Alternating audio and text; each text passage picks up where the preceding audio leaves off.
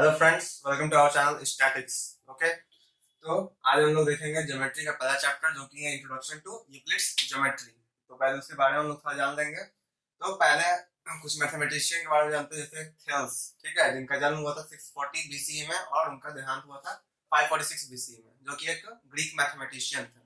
Okay, तो सबसे पहला नोन प्रूफ जो था, मतलब कि एक प्रूफ जो होता है थ्योरम का, वो सबसे पहले थेल्स दिए थे, जो कि था क्या आपका एक सर्कल जो होता है उसको बाइसेक्ट करता है उसका डायमीटर। ओके, तो ये सबसे पहला प्रूफ वो दिए थे। उसके बाद फिर पाइथागोरस थ्योरम, जो कि बहुत ज्यादा फेमस है, आप लोग पढ़े होंगे, वो उनके द्वारा ही दिया गया था 572 बीसीई में। ठीक है, फिर उसके बाद है जो यूक्लिड है, ठीक है, 325 बीसीई में जन्म हुआ था, 265 बीसीई में डेथ हो गया।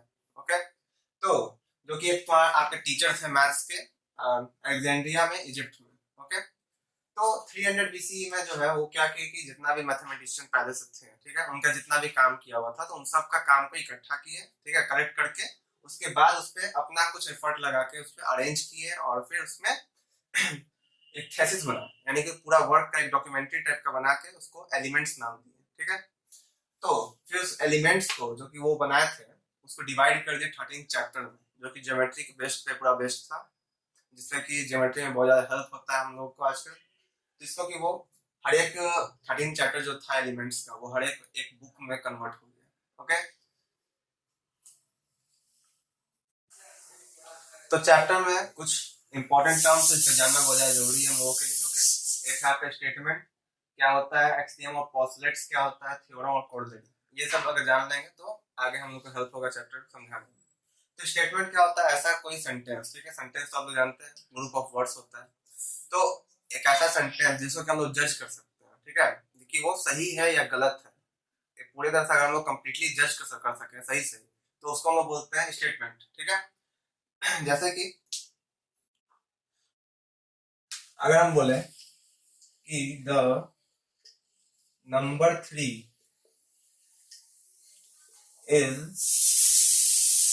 इक्वल टू 6 डिवाइडेड बाई 2, ये एक सेंटेंस नहीं बल्कि स्टेटमेंट है, क्योंकि हम लोग जानते हैं कि 6 डिवाइडेड बाई 2 क्या होता है, 3 होता है, जो कि इसके इक्वल है। तो ये एक स्टेटमेंट बन गया, ठीक है, जिसको हम लोग जज कर सकते हैं कि ये हमेशा क्या होगा, ट्रू होगा। ओके, इसमें कोई भी दो राहें नहीं है। फिर उसके बाद सेकंड अगर हम लोग एग्जांपल देखते हैं, जो कि गलत भी हो सकता है, इसमें हम लोग फॉल्स भी कर सकते हैं, जैसे कि sum of all angles of a quadrilateral, ठीक है, क्वाड्रिलैटरल इज 180 डिग्री। तो यहाँ पर लोग जानते हैं कि सम ऑफ ऑल एंगल जो होता है वो 360 होता है क्वाड्रिलैटरल का, लेकिन यहाँ पे 180 दिया है, तो हम लोग सिंपली जज कर सकते हैं कि ये क्या है, एक गलत सेंटेंस है, गलत स्टेटमेंट है। ओके, तो इसलिए इसको भी हम लोग सेंटेंस नहीं बोलेंगे, बल्कि क्या बोलेंगे, स्टेटमेंट बोलेंगे, क्योंकि इसको हम लोग जज कर सकते हैं। इसी का तीसरा आ जाता है ऐसा सेंटेंस जिसको कि हम लोग स्टेटमेंट नहीं बोल सकते, जैसे कि अगर मान लीजिए x प्लस 7, इसको हम बोल दें ग्रेटर देन 10। ओके, तो अभी जब हम ये लिखे इक्वेशन, ठीक है, इसमें हम बोल नहीं सकते कि ये पूरी तरह सही है या पूरी तरह से गलत है, क्योंकि इसमें जो x का मान जो होगा, x का वैल्यू, वो डिपेंड करता है कि वो सही होगा हम लोग का इक्वेशन या नहीं होगा। क्योंकि अगर x का मान हम लोग 1 रखते हैं, तो 1 रखने पर 1 प्लस 7 क्या हो जाएगा, 8, ठीक है, जो कि 10 से छोटा होता है, लेकिन यहाँ पे हम लोग बोला है ग्रेटर देन है, समझे, तो इसलिए ये इसमें इस केस में क्या होगा, ये गलत हो जाएगा। लेकिन वही अगर हम लोग x का मान लीजिए कि 4 रख देते हैं, तो 4 प्लस 7 क्या होता है, 11, तो यहाँ पे जो है ये सही हो जाएगा। तो यहाँ पे x के मान पे डिपेंड करता है कि ये स्टेटमेंट होगा सही और ये स्टेटमेंट होगा या नहीं होगा। ओके, तो लेकिन अगर हम लोग इसी को थोड़ा सा इनहेंस कर दें, जैसे कि x plus 7 greater than 10 when x is greater then 3, ठीक है, तो यहाँ बोला जा रहा है कि x प्लस 7 जो होगा उसका मान 10 से बड़ा होगा हमेशा। कब, जब x का मान हम लोग 3 से बड़ा रखते हैं, तो 3 से बड़ा कोई भी मान रख दीजिए, वैल्यू रख दीजिए 4 5 6, उसके लिए क्या होगा, ये इक्वेशन सही हो जाएगा। 4 रखेंगे तो 7 प्लस 4 11 हो जाएगा, तो वो भी आपका सही है। 5 रखेंगे तो 12 हो जाएगा, जो कि 10 से बड़ा है, वो भी सही हो जाएगा। ओके, तब ये हम लोग का एक स्टेटमेंट बन गया। तो यहाँ पे क्या हुआ, हम लोग कंडीशन में अप्लाई किए तब जाके ये सही हो रहा है, समझे। इस तरह का हम लोग को मिलेगा स्टेटमेंट के में। फिर आगे एक्सियम्स और पोस्टुलेट्स। तो एक्सियम और पोस्टुलेट जो होता है वो थोड़ा सा सिमिलर होता है, ठीक है, बस एक डिफरेंस होता है इसमें, जिसके बारे में हम लोग यहाँ पे बात करेंगे। ठीक है। तो एक्सियम ऑफ पोस्टुलेट, इसका डेफिनेशन हम लिख दे रहे हैं, आप लोग इसको उतार लीजिएगा। तो देखिए यहाँ पे हम लोग देख रहे थे क्या, एक्सियम्स का डेफिनेशन, ठीक है। डेफिनेशन अगर देखिएगा तो बोल रहा है the basic facts which are taken for granted without proof and which are used throughout in the mathematics are called axioms. यानी कि जो भी हम लोग का बेसिक फैक्ट है, ठीक है, जो कि हम लोग को पता होता है, जिसको कि हम लोग सही या गलत बोल सकते हैं, मतलब कि पूरी तरह सही है मान सकते हैं बिना किसी प्रूफ का, कोई प्रूफ नहीं मांगता उसमें, ठीक है। हम लोग पता होता है कि ये सही है तो है, तो उसको हम लोग यूज करते हैं पूरे मैथमेटिक्स में, किसी भी ब्रांच में किसी भी चैप्टर में यूज कर सकते हैं, उसको बोलते हैं एक्सियम्स। ओके, मतलब पूरे मैथ्स में किसी भी चैप्टर में जब हम लोग यूज कर सकते हैं किसी बेसिक फैक्ट को, तो उसी को बोलते हैं हम लोग एक्सियम, ठीक है। जहाँ पे कि प्रूफ का कोई भी आवश्यकता नहीं है, प्रूफ का कोई नीड नहीं होता, हम लोग को प्रूफ करना ही नहीं है, उसमें ये फैक्ट होता है कि वो सही है। ओके, इसी में आप पॉस्टुलेट्स अगर हम लोग देख लें तो पॉस्टुलेट्स में ज्यादा अंतर नहीं होता है, ठीक है। पॉस्टुलेट्स इसे में हम देख लेते हैं, जैसे यहाँ पे सारा चीज सेम रहेगा, बस यहाँ पे जो है ना हम लोग पूरे मैथ्स में इसको यूज नहीं कर सकते हैं। यहाँ पे जो है हम लोग क्या करेंगे, स्पेसिफिक स्पेसिफिक टू ज्योमेट्री, मतलब कि जब हम लोग किसी बेसिक फैक्ट को सिर्फ और सिर्फ ज्योमेट्री में यूज कर सकते हैं और किसी भी चैप्टर्स में नहीं, ओके, तो उसको हम लोग बोलते हैं पोस्टुलेट्स। बस यही एक अंतर है, बाकी सारा सेम है, इसमें भी कोई किसी प्रूफ का जरूरत नहीं पड़ता है, इसमें फैक्ट होता है कि ये सही है, ठीक है, जो कि हम लोग किसी भी आगे चैप्टर में इस्तेमाल कर सकते हैं बिना किसी प्रूफ दिए। ओके, तो यही होता है आपका पोस्टुलेट्स। अब आता है थ्योरम।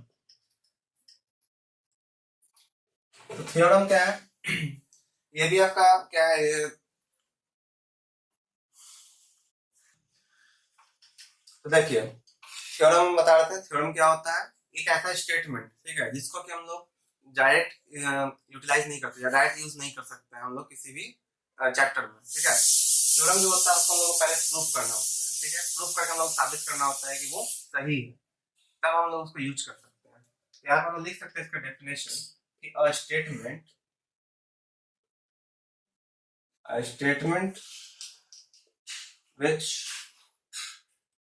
requires proof, मतलब कि जिसको प्रूफ का जरूरत होता है, ऐसा स्टेटमेंट, ठीक है, statement that requires a proof, उसको हम लोग थ्योरम बोलेंगे, ठीक है। जैसे कि हम लोग एग्जांपल लेते हैं, इसका एग्जांपल क्या है,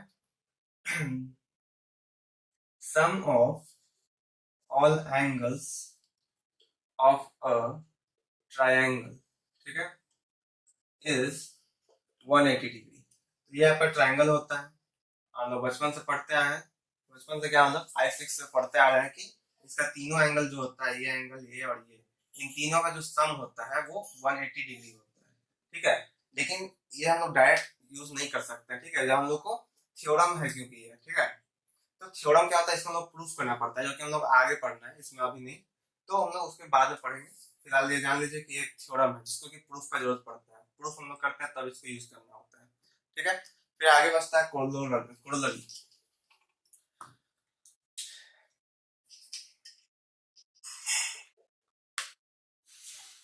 तो कोरोलरी क्या है कि ऐसा एक पार्ट होता है, ठीक है, मतलब कि मैथ्स में कुछ कुछ थ्योरम में एक ऐसा पार्ट आता है जो कि हम लोग थ्योरम को प्रूफ करते करते एक दूसरे चीज को भी प्रूफ कर देते हैं, ठीक है, तो उसको हम लोग बोलते हैं कोरोलरी।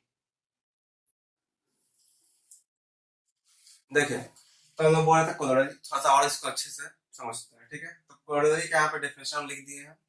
तो कोरोलरी क्या होता है, एक स्टेटमेंट होता है जो कि फॉलो क्या करता है, एक लिटिल या फिर नो प्रूफ रिक्वायर्ड, मतलब या तो थोड़ा बहुत उसमें हम लोग को प्रूफ करना पड़ेगा या फिर बिल्कुल जरूरत नहीं होगा, ठीक है।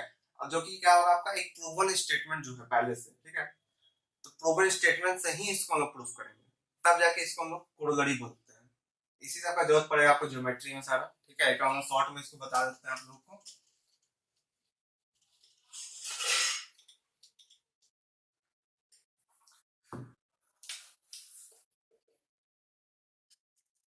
तो यूक्लिड ज्योमेट्री में हम लोग अभी क्या क्या पढ़े,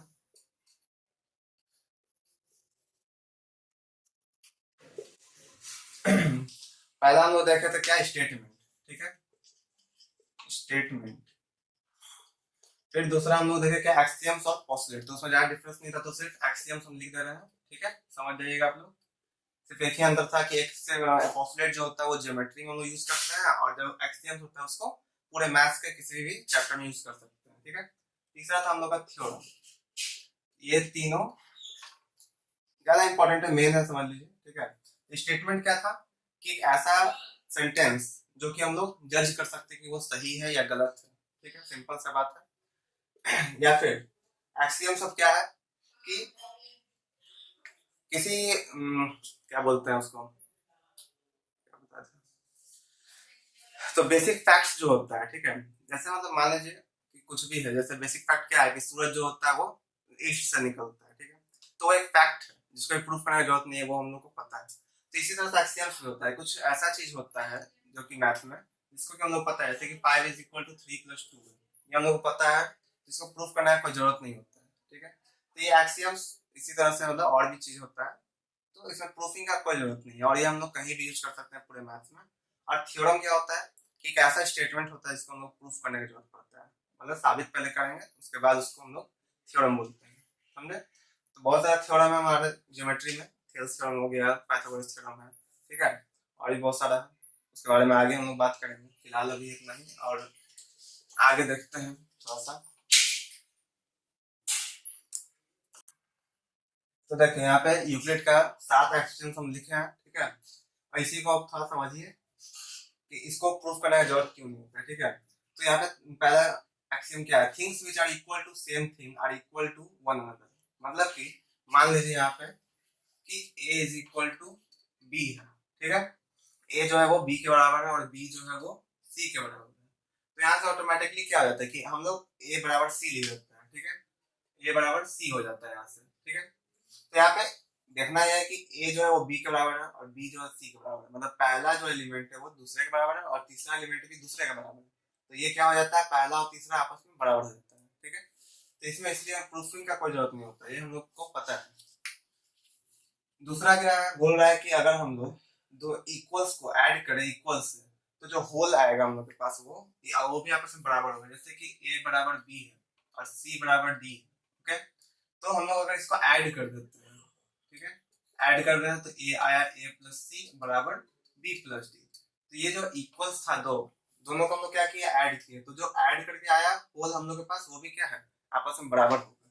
ठीक, ये भी हम लोग पहले कर चुके हैं लेकिन हम लोग को पता नहीं था।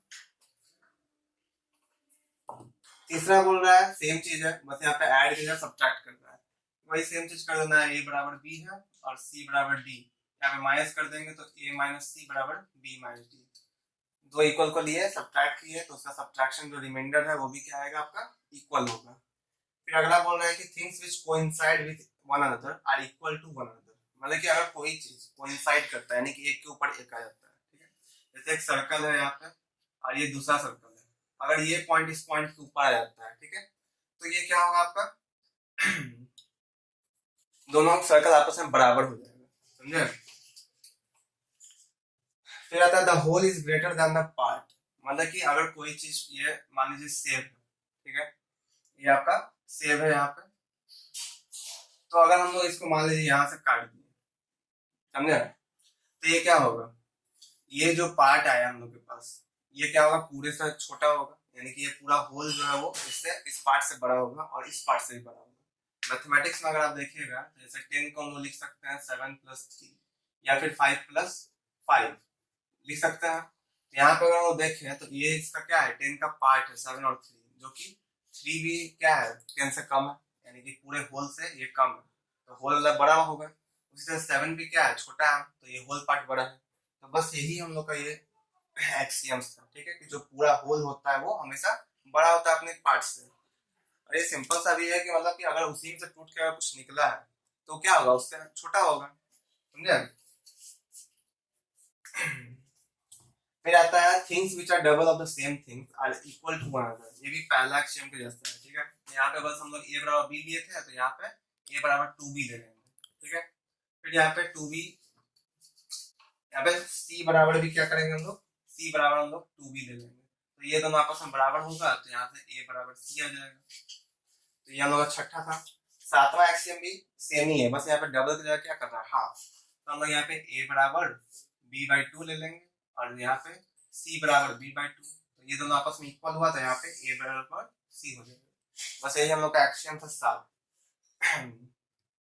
जिसको कि प्रूफ का कोई नीड नहीं था, ये हम लोग को सिंपली पता है, समझे। तो इसके बाद हम लोग आगे पोस्टुलेट्स पढ़ेंगे, 5 पोस्टुलेट्स है यूक्लिड का, उसके बारे में हम लोग अगले क्लास में पढ़ेंगे। तब तक के लिए लाइक कीजिए, शेयर कीजिए, सब्सक्राइब कीजिए। आपको समझ में ना आए तो कमेंट में पूछिए, ठीक है।